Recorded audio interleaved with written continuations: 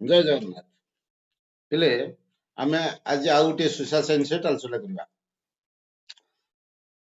ସେଠି 5 ଦେଖ। Question number 1। Question number 1 ଦେଖ ପିଲେ। ପେରିୟାର ନଦୀବନ୍ଧ ଯୋଜନା କେଉଁ ନଦୀରେ କାର୍ଯ୍ୟକାରୀ ହେଉଛି? ହେଲା ପେରିୟାର ନଦୀରେ। ଅପସନ ଏ। କ୍ଲିୟର? ସେଦିନ ସବୁ କହିଥିଲି କି ନଦୀବନ୍ଧ ଯୋଜନା ଡାକି ଦେଇଛି। ପୂର୍ବ ଭିଡିଓ ଗୁଡିକ ଦେଖିବ। ଆଜି ଯାଏଁ ଯୋଉ ଜିଓଗ୍ରାଫି ହିଷ୍ଟ୍ରି ଯୋଉ ଆଲୋଚନା ହେଇଛି ସୋସିଆଲ ସାଇନ୍ସ ପୂର୍ବରୁ ନୋଟ କରିଦେଇଛି, ଡାକି ଦେଇଛି, ଆଲୋଚନା କରିଦେଇଛି। ଆଉ ତାକୁ ଡବଲ ଆଲୋଚନା କରୁନି। ମାନେ ପେରିୟାର ନଦୀରେ। ଏଥିରେ ମନେ ରଖିଲେ ଏଇ ଜଳ ବିବାଦ କାହା କାରଣରେ ଏଇ ପେରିୟାର ନଦୀ ଯୋଜନା ଜଳ ବିବାଦ କଳି ଲାଗିଛି କାହା ଭିତରେ? କେରଳ ତାମିଲନାଡୁ ଭିତରେ। ଏଇ ଜଳ ସେ କହୁଛି ମୁଁ ଜଳ ନେବି, ସେ କହୁଛି ମୁଁ ଜଳ ନେବି। ତାଙ୍କ ଜଳ ବିବାଦ ଲାଗିଛି ମନେ ରଖ କେରଳ ତାମିଲନାଡୁ ଭିତରେ। ପେରିୟାର ନଦୀ ବନ୍ଧ ଯୋଜନା ପେରିୟାର ନଦୀରେ ହେଇଛି। ତାପରେ ଅପସନ କ୍ୱେଶ୍ଚିନ୍ ନମ୍ବର 2। କେଉଁଟି ଅଧାତବ ଖଣିଜ? ଧାତୁ ଅଧାତୁ ଜାଣିଛ, ବିଜ୍ଞାନରେ ପଢା ହେଇଛି। ଦେଖ ତମ୍ବା ଗୋଟେ ଧାତୁ, ସୀସା ଗୋଟେ ଧାତୁ, ଲୁହା ଗୋଟେ ଧାତୁ। ତାହେଲେ ଅଧାତବ ହବ କି ଅଭ୍ର? ଉତ୍ତର ଅଭ୍ର ହବ। ମନେ ହେଲା। ତାପରେ ନାସିକ ତାପଜ ବିଦ୍ୟୁତ କେନ୍ଦ୍ର କେଉଁଠାରେ କେଉଁ ରାଜ୍ୟରେ ଅଛି? ନାସିକ, ମହାରାଷ୍ଟ୍ର ନାସିକ ତାପଜ ବିଦ୍ୟୁତ କେନ୍ଦ୍ର। ତାପଜ ବିଦ୍ୟୁତ କେନ୍ଦ୍ର ତମ ଦେଖିବ ପିଲେ, ତମର ଯୋଉ ବହିର ଜିଓଗ୍ରାଫିରେ ଟେବୁଲ ଟେ କରିଛି, ସେ ଟେବୁଲ ଟା ପଢିଦବ। କୋଉ ବିଦ୍ୟୁତ କେନ୍ଦ୍ର, ତାପଜ ବିଦ୍ୟୁତ କେନ୍ଦ୍ର କେଉଁ ରାଜ୍ୟରେ ଅଛି। ତାପରେ 4 ନମ୍ବର। କେଉଁଠି ଆର୍ଦ୍ର ଅଞ୍ଚଳରେ ଚାଷ କରାଯାଏ? କହିଛି ପଢେଇଲା ଆଗରୁ ପଢେଇଛି ଧାନ ଆର୍ଦ୍ର ଚାଷ କରାଯାଏ। ତାପରେ କେଉଁ 5 ନମ୍ବର କ୍ୱେଶ୍ଚିନ୍। କେଉଁ ରାଜ୍ୟରେ ବାଜରା ସର୍ବାଧିକ ଉତ୍ପାଦନ କରାଯାଏ? ବାଜରା ମନେକ ସବୁଠାରୁ ଅଧିକ ଉତ୍ପାଦନ କରାଯାଏ ରାଜସ୍ଥାନରେ। Option C. ତାପରେ 6 ନମ୍ବର ପ୍ରଶ୍ନ। 6 ନମ୍ବର ପ୍ରଶ୍ନଟା ଦେଖ। କ୍ରାନ୍ତି ମଣ୍ଡଳୀୟ ବାତ୍ୟା ଗୁଡିକ କେଉଁଠାରେ ଉତ୍ପତ୍ତି ଲାଭ କରିଥାଏ? ପୂର୍ବ ଭିଡିଓରେ ସେଟର ଆଲୋଚନା ପୁରା ବାତ୍ୟା କହିଦେଇଛି, ନୋଟ ଲେଖିଦେଇଛି, କହିଦେଇଛି କ୍ରାନ୍ତି ମଣ୍ଡଳୀୟ ବାତ୍ୟା କହିଦେଇଛି କ୍ଲିୟର ହେଲା। ତେଣୁ କ୍ରାନ୍ତି ମଣ୍ଡଳୀୟ ବାର୍ତ୍ତା ହଉଛି ସମୁଦ୍ର ପୃଷ୍ଠରେ ଦେଖାଯାଏ। କ୍ଲିୟର? 7 ନମ୍ବର ଦେଖ। ଶୁଷ୍କ ଅର୍ଦ୍ଧଶୁଷ୍କ ଜଳବାୟୁ ଅଞ୍ଚଳରେ କେଉଁ ମୃତ୍ତିକା? ଶୁଷ୍କ ଅର୍ଦ୍ଧଶୁଷ୍କ ମରୁସ୍ଥଳୀ ମୃତ୍ତିକା। ଆଉ ଅପସନ ଦେଖିବା କଣ? ଶୁଷ୍କ ଅଞ୍ଚଳରେ ମରୁସ୍ଥଳୀ ମୃତ୍ତିକା। ତାପରେ 8 ନମ୍ବର ପ୍ରଶ୍ନ ଦେଖ। 8 ନମ୍ବର ପ୍ରଶ୍ନ ହଉଛି ପିଲେ, କେଉଁ ବୃକ୍ଷଟି ନାତିଶୀତୋଷ୍ଣ ପାର୍ବତ୍ୟ ଅରଣ୍ୟରେ ଦେଖାଯାଏ ନାହିଁ? ହେଲା, ନାତିଶୀତୋଷ୍ଣ ପାର୍ବତ୍ୟ ଅରଣ୍ୟରେ କୋଉ ବୃକ୍ଷ ଦେଖାଯାଏ? ସେଇଟା ଗୋଟେ କ୍ୱେଶ୍ଚିନ୍ ଅଛି। ଏଇ କ୍ୱେଶ୍ଚିନ୍ 8 ନମ୍ବର ଟିକେ ଭଲରେ ଦେଖ। ମୁଁ କହୁଛି ନାତିଶୀତୋଷ୍ଣ ପାର୍ବତ୍ୟ ଅରଣ୍ୟ। ନାତିଶୀତୋଷ୍ଣ ପାର୍ବତ୍ୟ ଅରଣ୍ୟରେ କେଉଁ ବୃକ୍ଷ ଦେଖାଯାଏ ନାହିଁ? ଏହାର ଉତ୍ତର ହଉଛି ଅପସନ ଡି। ତାହେଲେ ୟୁକାଲିପଟାସ ଦେଖାଯାଏ ନାହିଁ।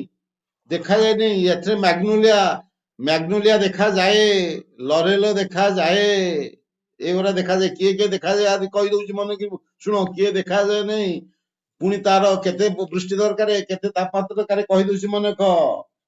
ନାତିଶୀତୋଷ୍ଣ ପାର୍ବତ୍ୟ ଅରଣ୍ୟ, ନାତିଶୀତୋଷ୍ଣ, ନ ଅତି ଶୀତୋଷ୍ଣ, ନ ଅତି ଶୀତୋଷ୍ଣ, ନାତିଶୀତୋଷ୍ଣ।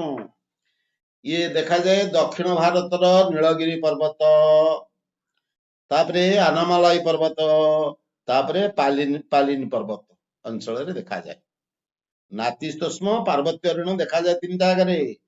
ଦକ୍ଷିଣ ଭାରତର ନୀଳଗିରି ପର୍ବତ ଅଞ୍ଚଳ, ତାପରେ ସେଇ ଦକ୍ଷିଣ ଭାରତରେ ଆନାମାଲାଇ ପର୍ବତ ଅଞ୍ଚଳ, ଆଉ ପାଲିନି ପର୍ବତ ଅଞ୍ଚଳ ଦେଖାଯାଏ।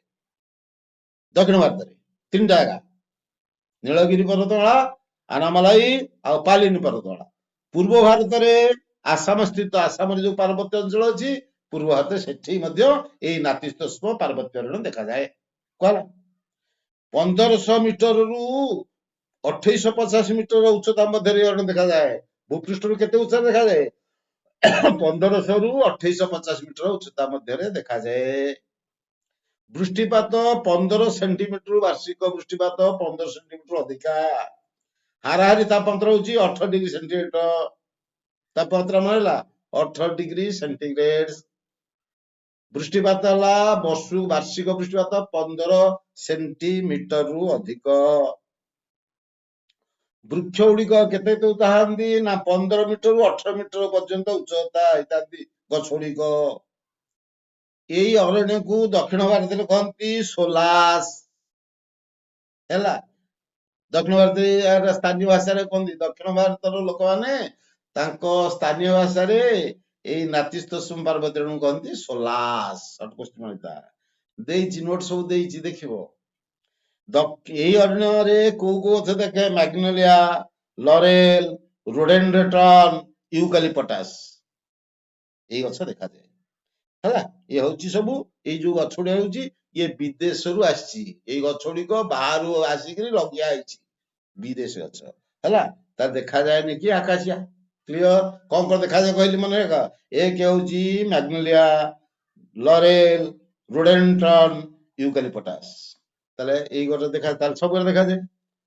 ତାହେଲେ ମ୍ୟାଗ୍ନୋଲିଆ ଦେଖାଯାଏ, ଲରେଲ ଦେଖାଯାଏ, ଏଗୁଡା ଦେଖାଯାଏନି କି ଆକାଶିଆ। ତାହେଲେ ଉତ୍ତରଟି ହଉଛି ଆମର ଅପସନ ସି ହଉଛି ଆମର କରେକ୍ଟ ଆନ୍ସର ହେଲା। ହେଲା, ତାପରେ ଦେଖ ଭାରତରେ କେତୋଟି ଅଭୟାରଣ୍ୟ ଅଛି? ଯଦି ତୁମେ ଆଗରୁ ଭିଡିଓ ଗୁଡିକ ଦେଖୁଥିବ ତାହେଲେ ତୁମେ ଜାଣିଥିବ ଭାରତରେ କେତୋଟି ଅଭୟାରଣ୍ୟ ଅଛି। କହିଥିଲି ତମକୁ ପଢେଇଲା ବେଳେ। କ୍ଲିୟର? ସେଟ୍ 2 ଯେତେବେଳେ ଜିଓଗ୍ରାଫି ହିଷ୍ଟ୍ରି ଆଲୋଚନା କରୁଥିଲି, ସେଟ୍ 2, ସେଇ ସେଟ୍ 2 ରେ ମୁଁ କ୍ଲିୟର କହିଦେଇଥିଲି। କଣ କହିଥିଲି ନା 18ଟି ଜୈବମଣ୍ଡଳ ଅଛି। ବିଶ୍ୱର 5ଟି ଐତିହ୍ୟସ୍ଥଳୀ ଅଛି। ବିଶ୍ୱର ଭାରତରେ 5ଟା ଐତିହ୍ୟସ୍ଥଳୀ, 18ଟି ଜୈବମଣ୍ଡଳ, 26ଟି ରାମସାର ସ୍ଥଳୀ, 103ଟି ଜାତୀୟ ଉଦ୍ୟାନ, 535ଟି ଅଭୟାରଣ୍ୟ। ସେ ଅଭୟାରଣ୍ୟ 1.53 ଲକ୍ଷ ବର୍ଗ କିଲୋମିଟର ଅଞ୍ଚଳରେ ପରିମିତ ବ୍ୟାପିଛି। କ୍ଲିୟର? এটা କହିଦେଇଥିଲି, ଯେତେବେଳେ 2 ପଢେଇଥିଲି, ମନେ ହେଲା। ତାହେଲେ କେତେଟା ଅଭୟାରଣ୍ୟ ଅଛି ମନେ ହେଲା ଏଥର? କେତେ? 535ଟି ଅଭୟାରଣ୍ୟ ଅଛି। କ୍ଲିୟର? Option D. ସେଟା ପଢିବ ଯେତେବେଳେ କହୁଛି ନା, ନ ପଢିଲେ କେମିତି ହବ ସେଟା ହେଲା। ତାପରେ ଦେଖ 10 ନମ୍ବର, କଲିକତାରୁ ବାହାରି ଆମ ରାଜ୍ୟର ରାଜଧାନୀ ଦେଇ ଚେନ୍ନାଇ ପର୍ଯ୍ୟନ୍ତ ଯାଇଥିବା ରାଜପଥ, ଜାତୀୟ ରାଜପଥ କଣ? ଏଇଟା ହଉଛି 16 ନମ୍ବର ଜାତୀୟ ପଥ, ଅପସନ ବି 16 ନମ୍ବର ଜାତୀୟ ପଥ। ଆଉ ଏଠି ମନେ ରଖ ପିଲେ, ଦେଶର ସର୍ବପୁରାତନ ଜାତୀୟ ରାଜପଥ କିଏ? ସେ ଗ୍ରାଣ୍ଡ ଟ୍ରଙ୍କ ରୋଡ। ଇଏ କୋଉଠୁ ବାହାରିଛି? ସର୍କୋସିପିଡ ଦେଶର ସର୍ବପୁରାତନ ଜାତୀୟ ରାଜପଥ ହେଲା ଗ୍ରାଣ୍ଡ ଟ୍ରଙ୍କ ରୋଡ। କୋଉଠୁ ବାହାରିଛି? କଲିକତାରୁ ବାହାରି ଆସାନସୋଲ, କାନପୁର, ଦିଲ୍ଲୀ ଆଦି ଦେଇକିରି ପଞ୍ଜାବର ଅମୃତସର ସହର ପର୍ଯ୍ୟନ୍ତ ଯାଇଛି ହେଲା। ତାପରେ ଆଉ ଗୋଟେ କ୍ୱେଶ୍ଚିନ୍ ଅଛି, ପଚାରିବ ଭାରତର ଦୀର୍ଘତମ ଜାତୀୟ ରାଜପଥ କିଏ? ସେ NH-44। 44 ନମ୍ବର ଜାତୀୟ ରାଜପଥ ହଉଛି ଭାରତର ଦୀର୍ଘତମ ଜାତୀୟ ରାଜପଥ। ସର୍ଟକଟ ମନେ କହ। ଇଏ କୋଉଠୁ ବାହାରିଛି, କୋଉ ଯାଏ ଯାଇଛି? ନା ଶ୍ରୀନଗରରୁ ବାହାରିଛି କନ୍ୟାକୁମାରୀ ପର୍ଯ୍ୟନ୍ତ ଯାଇଛି। 44 ନମ୍ବର ଜାତୀୟ ରାଜପଥ ସର୍ବଠାରୁ ଦୀର୍ଘତମ ରାଜପଥ, ଜାତୀୟ ରାଜପଥ। ଏହାର ଦୈର୍ଘ୍ୟ ହଉଛି 3745 କିଲୋମିଟର। ସର୍ଟ କୋଶ୍ଚିନ୍ ମୁଁ ଲେଖିଦେଇଛି, ଦେଖିବ। କ୍ଲିୟର ଏଥିରେ ସରିଲେ। ତାପରେ ଦେଖ 11 ନମ୍ବର ହେଲା। 11 ନମ୍ବର ହେଲା, କେଉଁ ମସିହାରେ ଭାରତୀୟର ଜାତୀୟ ଆୟ 12,66,500 କୋଟି ଟଙ୍କା ଥିଲା? 2003 ଆଉ 4 ମସିହାରେ ଥିଲା ହେଲା। ତାପରେ 12 ନମ୍ବର, ଦ୍ରବ୍ୟ ସେବା କ୍ରୟ କରି ସେଥିରୁ ଆତ୍ମସନ୍ତୋଷ ଲାଭ କରୁଥିବା ବ୍ୟକ୍ତି କହନ୍ତି ଖାଉଟି। ଆଉ ଦ୍ରବ୍ୟ ସେବା କ୍ରୟ କରିକି ସେ ଖାଉଟି ଆଉ। ତାପରେ ଜେନିଭା ଠାରେ 13 ନମ୍ବର କ୍ୱେଶ୍ଚିନ୍ ପିଲେ ଦେଖ, ଜେନିଭା ଠାରେ କାହାର ମୁଖ୍ୟ କାର୍ଯ୍ୟାଳୟ ରହିଛି? ବିଶ୍ୱ ବାଣିଜ୍ୟ ସଂଗଠନର ମୁଖ୍ୟ କାର୍ଯ୍ୟାଳୟ ଅଛି ଜେନିଭା ଠାରେ ହେଲା। ତାପରେ ଦେଖ, କେଉଁମାନଙ୍କୁ ଖାଉଟି କୁହାଯାଏ? ଖାଉଟି ଯୋଉମାନେ କିଣା କିଣିକିରି ଖାଉଛି ସେମାନେ ଖାଉଟି, କ୍ରୟକାରୀ ଆଉ। ଅପସନ ଡି କ୍ରୟକାରୀ ଆଉ। 15, ଦ୍ୱିତୀୟ ବିଶ୍ୱଯୁଦ୍ଧ ପରେ ଇଂଲଣ୍ଡରେ କେଉଁ ଆନ୍ଦୋଳନ ମଡେଲ ହେଇଥିଲା? ଦ୍ୱିତୀୟ ବିଶ୍ୱଯୁଦ୍ଧ ପରେ 15 ନମ୍ବର କେଉଁ ଆନ୍ଦୋଳନ ହେଇଥିଲା? ନା ଖାଉଟି ସୁରକ୍ଷା, ଅପସନ ଏ। ତାପରେ 16 ନମ୍ବର, ଲୌହ ଇସ୍ପାତ ଉତ୍ପାଦନ କରି ଭାରତ ପୃଥିବୀର କେଉଁ ସ୍ଥାନ ଅଧିକାର କରିଛି? ଲୌହ ଉତ୍ପାଦନରେ ଭାରତ 2ୟ ସ୍ଥାନ ଅଧିକାର କରିଛି ହେଲା। ଏଇଠି ମନେ ରଖ, ଏଇଠି ଟିକେ କ୍ୱେଶ୍ଚିନ୍ ଟିକେ ମନେ ରଖ। ଲୌହ ଇସ୍ପାତ ଉତ୍ପାଦନ କରିକିରି ଏତେ ଜଗଉଛି ଯେ ଭାରତ ପୃଥିବୀରେ ଦ୍ୱିତୀୟ ସ୍ଥାନ ନେଇଛି ହେଲା।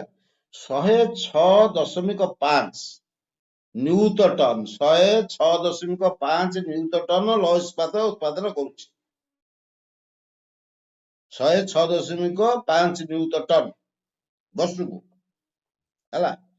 ଏଇ ଲୌହ ଇସ୍ପାତ ଶିଳ୍ପ ଏକ ମୌଳିକ ଶିଳ୍ପ, ଆଉ ଏଇଟାକୁ ମଧ୍ୟ କହନ୍ତି ଗୋଟେ ଖଣିଜ ଭିତ୍ତିକ ଶିଳ୍ପ। ଖଣିଜ ଲୌହ ବାହାରିଛି, ଗୋଟେ ଖଣିଜ ଭିତ୍ତିକ ଶିଳ୍ପ। ମନେ ରଖ, ଏତିକି ମନେ ରଖ। ତାପରେ ଦେଖ 17 ନମ୍ବର, ମାରୁତି ଉଦ୍ୟୋଗ ଆଉ ଅଏଲ ଇଣ୍ଡିଆ କେଉଁ ଶିଳ୍ପର ଅନ୍ତର୍ଗତ?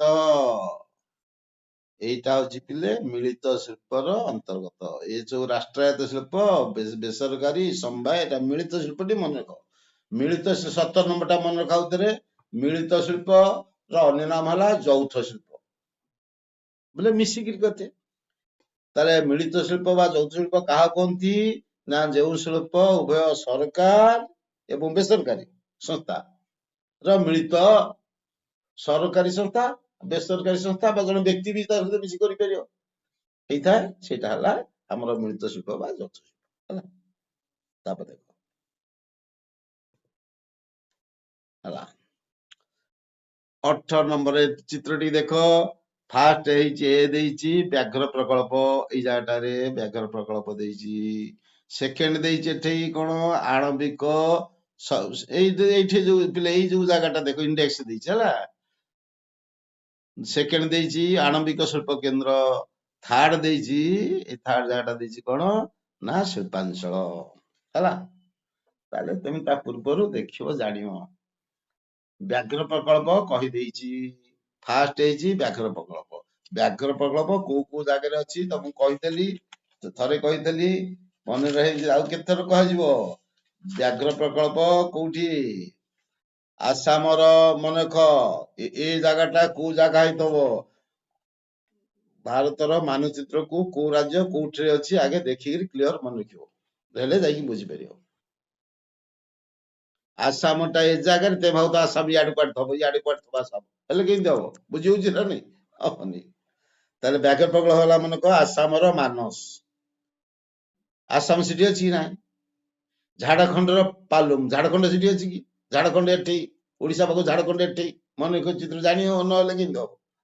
ଉତ୍ତରାଖଣ୍ଡ, ଉତ୍ତରାଖଣ୍ଡ ଇଆଡେ ଉତ୍ତରାଖଣ୍ଡ, ଆଉ ଉତ୍ତରାଖଣ୍ଡର କରବେଟ, ମହାରାଷ୍ଟ୍ରର, ମହାରାଷ୍ଟ୍ର କୋଉଠି? ମହାରାଷ୍ଟ୍ର ଏପଟେ, ଆରେ ମହାରାଷ୍ଟ୍ର ତ ଏପଟେ,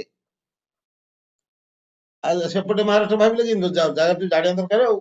କର୍ଣ୍ଣାଟକ ଏଇପଟେ, କର୍ଣ୍ଣାଟକ ତ ଏଇପଟେ କର୍ଣ୍ଣାଟକ, ତାପରେ ମହାରାଷ୍ଟ୍ର, କେରଳ, କର୍ଣ୍ଣାଟକ, ମହାରାଷ୍ଟ୍ର ଏମିତି ଚାଲିଛି। କର୍ଣ୍ଣାଟକର ବାନ୍ଦିପୁର, ଓଡିଶାର ଶିମିଳିପାଳ, ଓଡିଶା ତ ଆଉ ଇଆଡେ ଟିକେ ରହିବ, ଓଡିଶା ଇଆଡେ, ଓଡିଶାର ଶିମିଳିପାଳ, ପଶ୍ଚିମବଙ୍ଗର ସୁନ୍ଦରବନ, ଏଇଠି ପଶ୍ଚିମବଙ୍ଗର ସୁନ୍ଦରବନ, ଦେଖିଲ ପଶ୍ଚିମବଙ୍ଗ ସେଇଠି ରହୁଛି କି?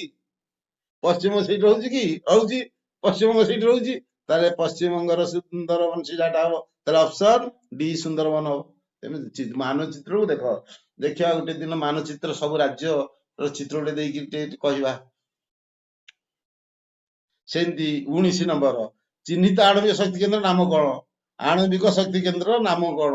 ତାହେଲେ ଆଣବିକ ଶକ୍ତିଟା କୋଉଠି ଅଛି ତାର ତମେ ଚିତ୍ର ଇଏ ଦେଖିବ। ଆଣବିକ ଶକ୍ତି ଦେଖିଲେ ଯାଇକି ଜାଣିବ, ନହେଲେ ଜାଣିବନି। ଜାଣିବ କେମିତି ଆଣବିକ ଶକ୍ତି କେନ୍ଦ୍ର କୋଉ କୋଉ ଜାଗାରେ ଅଛି? ମନେ ରଖ, ତା ଟେବୁଲଟା ମୁଁ ଏଠି ନୋଟରେ ବି ଦେଇଛି। ମହାରାଷ୍ଟ୍ରର ତାରାପୁର, ରାଜସ୍ଥାନର ରାୟତଭଟ୍ଟା, ତାମିଲନାଡୁର ପଳ୍ପକମ, ଉତ୍ତରପ୍ରଦେଶର ନରୋରା, ଗୁଜରାଟର କାକରପରା, କର୍ଣ୍ଣାଟକର କାଇଗା, ତାମିଲନାଡୁର କୁଦାଙ୍ଗୁଲମ, ମହାରାଷ୍ଟ୍ରର ଜୈତାପୁର। ଇଏ ହଉଛି ଆଣବିକ ଶକ୍ତି କେନ୍ଦ୍ର ସ୍ଥଳୀ। ଏଗୁଡା ମୁଁ ଦେଇଛି, ଲେଖିକି ଦେଇଛି, ନୋଟ ତଳେ ପାଇବ, ସେଟା ଦେଖିବ ହେଲା। ତାହେଲେ 19 ନମ୍ବର, 19 ନମ୍ବର ହେଲା ରାୟତଭଟ୍ଟା, କାହା? ରାଜସ୍ଥାନର। ଦେଖିଲ ଏଇଟା ରାଜସ୍ଥାନ ଏଠି ଅଛି ନା ଏଇଟା, ତାହେଲେ ଏଇ ରାଜସ୍ଥାନର, ତାହେଲେ ରାଜସ୍ଥାନ ହଉଛି ରାୟତଭଟ୍ଟା, ଏଇନା କହିଥିଲି। କଳ୍ପକମ, କାକରପରା, ନରୋରା ସବୁ କହିଥିଲି କାହାର କାହାର। ତାହେଲେ ଏଇଟା ହଉଛି ରାଜସ୍ଥାନ, ରାଜସ୍ଥାନ ହଉଛି ରାୟତଭଟ୍ଟା, ଏଇନା କହିଥିଲି, କ୍ଲିୟର। ତାପରେ ଦେଖ ଥାର୍ଡ ଚିହ୍ନିତ କେଉଁ ଶିଳ୍ପାଞ୍ଚଳ? 20 ନମ୍ବର।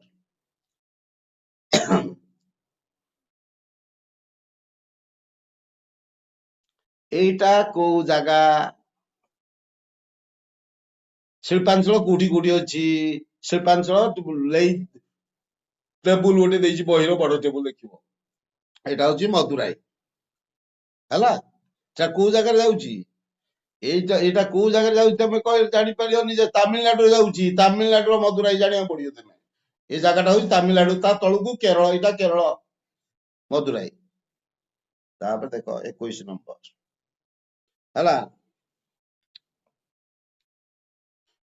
କେଉଁ କାର୍ଯ୍ୟକ୍ରମକୁ 21 ନମ୍ବର ଦେଖ, କେଉଁ କାର୍ଯ୍ୟକ୍ରମକୁ ଏକ ମାତା ପିତା ଭାବେ କଳ୍ପନା କରାଯାଇପାରେ ଯିଏକି ନିଜ ବ୍ୟବସାୟ ବୋଲେ ଶିଶୁକୁ ଲାଳନ ପାଳନ କରେ, ସେଟା ସେ କାର୍ଯ୍ୟକ୍ରମ କହନ୍ତି ଉଷ୍ମାୟନ ହେଲା। ତାପରେ 22 ନମ୍ବର 2011 ଜନଗଣନା ଅନୁଯାୟୀ ଦେଶର ମହିଳା ଶ୍ରମିକ ସଂଖ୍ୟା କେତେ ପ୍ରତିଶତ ଥିଲା? 25.6। Option D.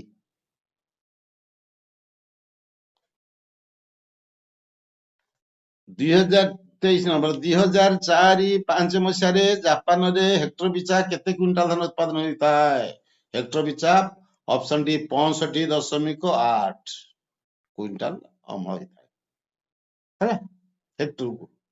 24 ନମ୍ବର ଅନ୍ୟ କାହା ପାଇଁ କାମ ନ କରି ନିଜ ଦାୟିତ୍ୱ ନିଜେ ନେବା ସହ ନିଜକୁ ଉତ୍ତରଦାୟୀ କରାଇବା ଏବଂ ସ୍ୱାଧୀନ ଭାବେ କାର୍ଯ୍ୟନିର୍ବାହ କରିବାର ଇଚ୍ଛାକୁ କଣ କୁହାଯାଏ? କଣ କୁହାଯାଏ? ନା ଅପସନ ଡି ସ୍ୱାୟତ୍ତତା ପ୍ରୟୋଜନିତା। Option D.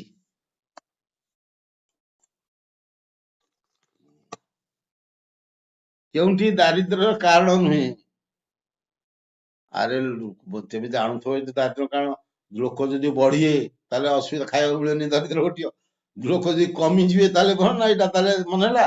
ତାହେଲେ ଜନସଂଖ୍ୟା ହ୍ରାସ ଦାରିଦ୍ର୍ୟର କାରଣ ନୁହେଁ ହେଲା। ହେଲା କାରଣ ନିମ୍ନ ସ୍ତର ଅପସନ ଏ ଯୋଉ ଦେଇଛି, ଅପସନ ଏ ପିଲେ ନିମ୍ନ ସ୍ତର ଯଦି କମ ଆୟ କରିବ ଦରିଦ୍ର ତମ ନୁହେଁ, ବହୁତ ଆୟ କଲେ ଏଇଟା ହବ। ଏ ସବୁଗୁଡ଼ିକ ଦରିଦ୍ରର କାରଣ, ତାହେଲେ ଦରିଦ୍ର କାରଣ ନୁହେଁ, ଅପସନ ବି ହେଲା। ତାପରେ ଦେଖ 26 ନମ୍ବର କେଉଁ ସ୍ଥାନରୁ 26 ନମ୍ବର କେଉଁ ସ୍ଥାନରୁ ୱାୟାରଲେସ୍ କେନ୍ଦ୍ର ମାଧ୍ୟମରେ ଭାରତ ଛାଡ ଆନ୍ଦୋଳନ ପ୍ରଚାରିତ ହେଲା? ମୁମ୍ବାଇରୁ ୱାୟାରଲେସ୍ କେନ୍ଦ୍ର ସାହାଯ୍ୟରେ ଭାରତ ଛାଡ ଆନ୍ଦୋଳନ ପ୍ରଚାରିତ ହେଇଥିଲା ମୁମ୍ବାଇ ଠାରୁ ହେଲା। 27 ନମ୍ବର ଦେଶୀୟ ରାଜ୍ୟ ଗୁଡିକ ଭାରତର କିମ୍ବା ପାକିସ୍ତାନରେ ମିଶିବା ପାଇଁ କେଉଁ ସ୍ୱାଧୀନ କିମ୍ବା ସ୍ୱାଧୀନ ହେବା ପାଇଁ ନିଷ୍ପତ୍ତି ନେବାର ସ୍ୱାଧୀନତା ଦିଆଯିବ କିଏ ପ୍ରସ୍ତାବ କରିଥିଲେ? ବୋଲେ ଦେଶୀୟ ରାଜ୍ୟ ଗୁଡିକ, ଯୋଉ ଦେଶୀୟ ରାଜ୍ୟ ଗୋଟେ ଥିଲା, ଭାରତ ସହିତ ମିଶିବ କିମ୍ବା ପାକିସ୍ତାନରେ ମିଶିବ କି ନାଇଁ ନିଜେ ସ୍ୱାଧୀନ ହେଇ ରହିବ, କାହା ସହିତ ମିଶିବନି। ଏଇ ଯୋଜନା କିଏ କରିଥିଲେ? ନା ଲର୍ଡ ମାଉଣ୍ଟବେଟନ କରିଥିଲେ।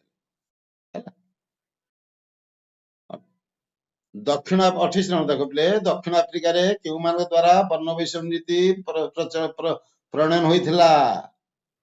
ଇଂରେଜ ମାନଙ୍କ ଦ୍ୱାରା। ଦକ୍ଷିଣ ଆଫ୍ରିକାରେ ବର୍ଣ୍ଣ ବୈଷମ୍ୟ ନୀତି ଇଂରେଜ ମାନଙ୍କ ଦ୍ୱାରା ପ୍ରଣୟନ ହେଇଥିଲା।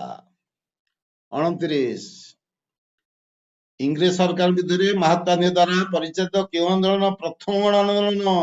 ପ୍ରଥମ ଗଣ ଆନ୍ଦୋଳନ ହେଲା ଅସହଯୋଗ ଆନ୍ଦୋଳନ। ଅପସନ ବି।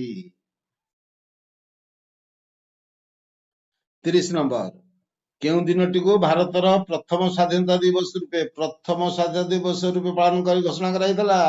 1930 ଜାନୁଆରୀ 26। ମନେ ହେଲା 1930 ଜାନୁଆରୀ 26 ହେଲା। ତାପରେ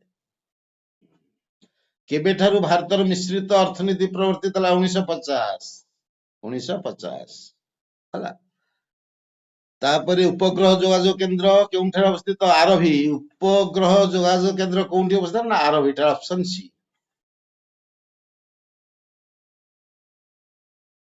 ତାପରେ କେତେ ନମ୍ବର? 33 ନମ୍ବର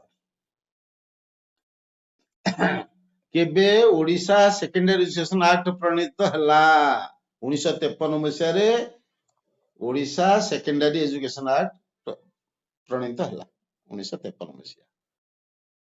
34 ନମ୍ବର ମାଛକୁଣ୍ଡ ଯୋଜନା କେଉଁ ରାଜ୍ୟର ସହଯୋଗରେ କାର୍ଯ୍ୟକାରୀ ହେଲା? ମାଛକୁଣ୍ଡ ଯୋଜନା ଆନ୍ଧ୍ରପ୍ରଦେଶ ମାଛକୁଣ୍ଡ ଯୋଜନା। କାହାକୁ ସ୍ୱର୍ଣ୍ଣ ତ୍ରିଭୁଜ କୁହାଯାଏ? ପୁରୀ କୋଣାର୍କ ଭୁବନେଶ୍ୱର, ପୁରୀ କୋଣାର୍କ ଭୁବନେଶ୍ୱର, ଏଇଟା ହେଲା ସ୍ୱର୍ଣ୍ଣ ତ୍ରିଭୁଜ, ଏହାକୁ କୁହାଯାଏ ହେଲା।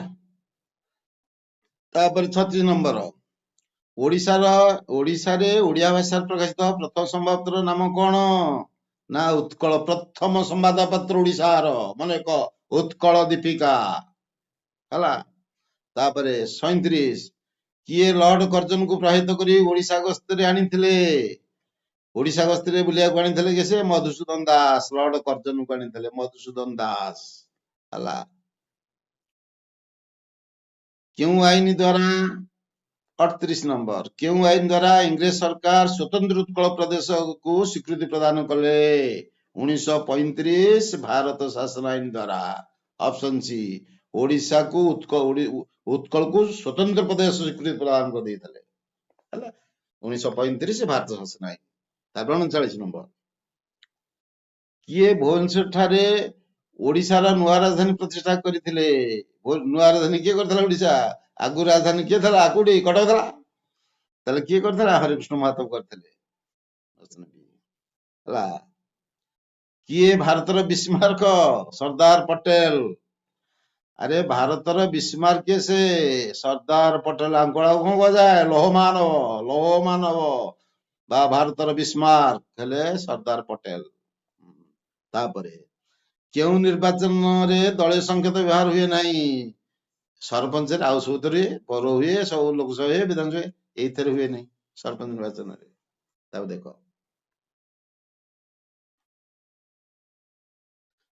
42 ନମ୍ବର, 1972 ମସିହାରେ ସିମଳା ରାଜିନାମା କେଉଁ ଦୁଇ ଦେଶ ମଧ୍ୟରେ ହେଇଥିଲା? ସିମଳା ରାଜିନାମା ଭାରତ ଆଉ ପାକିସ୍ତାନ ମଧ୍ୟରେ ସିମଳା ରାଜିନାମା ଚୁକ୍ତି ହେଇଥିଲା, ମନେ ରଖ। ଭାରତର କେଉଁ ପ୍ରଧାନମନ୍ତ୍ରୀ ମାନବ ବହିଷ୍କରଣ ପ୍ରାଣ ହରାଇଥିଲେ?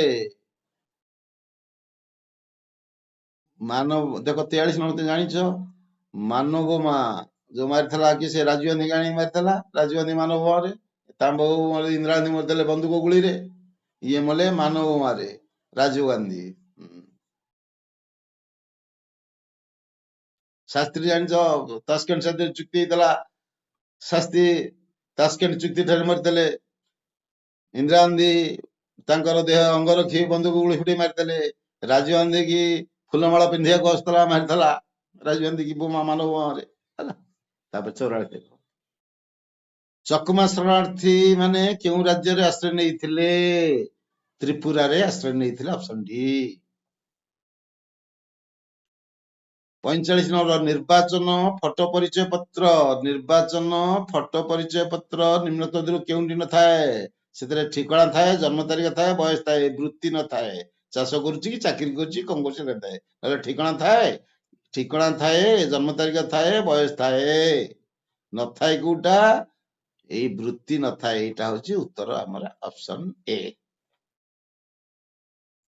46 ନମ୍ବର, ନିମ୍ନତ କେନ୍ଦ୍ରଶାସିତ ଅଞ୍ଚଳକୁ ସ୍ୱତନ୍ତ୍ର ରାଜ୍ୟର ମାନ୍ୟତା ମିଳିଛି। କାହାକୁ ମିଳିଛି? ପଣ୍ଡିଚେରୀ କି ସ୍ୱତନ୍ତ୍ର ରାଜ୍ୟ, କେନ୍ଦ୍ରଶାସିତ ଅଞ୍ଚଳ ଥିଲା, ଏଇଟା ସ୍ୱତନ୍ତ୍ର ରାଜ୍ୟର ମାନ୍ୟତା ମିଳିଯାଇଛି ପଣ୍ଡିଚେରୀ।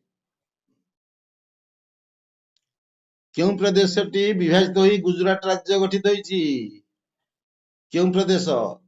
ହେଲା ବମ୍ବେ ହେଲା। 48, ସଡ଼କ ନିରାପତ୍ତା ବ୍ୟବସ୍ଥା ବିଷୟରେ କେତୋଟି ବର୍ଗରେ କରାଯାଇଛି? 3ଟି ବର୍ଗରେ, ଅପସନ ବି। 49, ନିମ୍ନତ ମଧ୍ୟରୁ କିଏ ପରୋକ୍ଷ ଭାବେ ନିର୍ବାଚିତ ହୋଇଥାନ୍ତି? ନା ରାଜ୍ୟସଭାର ସଦସ୍ୟ ମାନେ ପରୋକ୍ଷ ଭାବରେ ନିର୍ବାଚିତ। ସିଆକୁ ଡାଇରେକ୍ଟ ଭୋଟ ଦିଆହବନି, ସିଏ ଆଉ ଭୋଟ ଦିଆ ହେଇକି ଇଲେକ୍ସନରେ ଚିହ୍ନ ଦେଇକି ତା ନଥକ ଚିହ୍ନ ପିନ୍ଧ, ତାଙ୍କୁ ସବୁ ବାଛିକିରି ପଠେଇବେ ହେଲା। ତାପରେ 50, ନିମ୍ନୋକ୍ତ କେଉଁ ଜିଲ୍ଲାରେ ଗୋଟିଏ ମାତ୍ର ବିଧାନସଭା ନିର୍ବାଚନ ହୋଇଛି? କେଉଁ ଜିଲ୍ଲାରେ? ନା ଦେବଗଡରେ, ଦେବଗଡରେ ଗୋଟେ ହେଲା, ଦେବଗଡରେ ମାତ୍ର ବିଧାନସଭା ନିର୍ବାଚନ ଅଛି, ଗୋଟିଏ ମାତ୍ର, ଦେବଗଡ, ଅପସନ ଏ ହେଲା। Thank you.